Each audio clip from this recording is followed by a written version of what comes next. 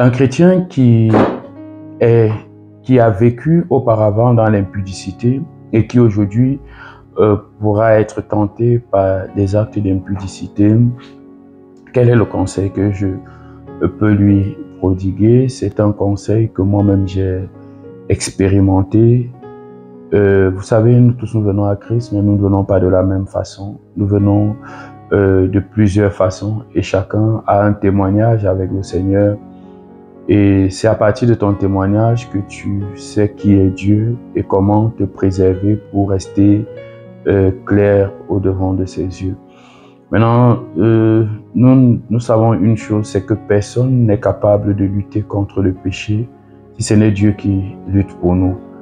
Et il nous a donné le libre arbitre de faire le choix, chacun pour sa part.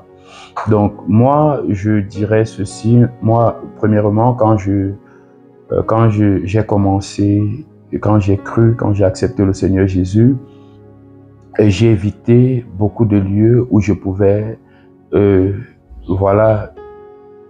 être livré à la tentation. Premièrement, je n'allais plus dans les milieux comme les bars, je n'allais plus dans les milieux comme les boîtes de nuit, j'avais suspendu parce que c'était des portes ouvertes pour l'impudicité. Et donc, chaque fois que tu peux te retrouver dans un milieu comme ça, tu te dis peut-être qu'après cette dernière bière, je vais arrêter le péché. Et donc, au début, c'était un peu ça, je me suis dit, je peux boire une bière aujourd'hui, après tu te retrouves, tu as bu 2-3 bières et c'est comme ça que tu rentres avec une femme. Et plusieurs fois, tu te retrouves dans les milieux où il y a des femmes et puis tu te dis que aujourd'hui, je fais encore pour une dernière fois et puis j'arrête.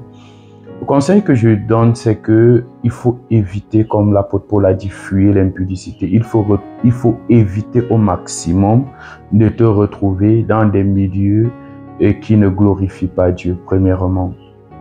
Deuxièmement, je dirais encore qu'il faut éviter de prendre des boissons fortes. Beaucoup de pasteurs vous diront que l'alcool n'est pas interdit, on peut pas, mais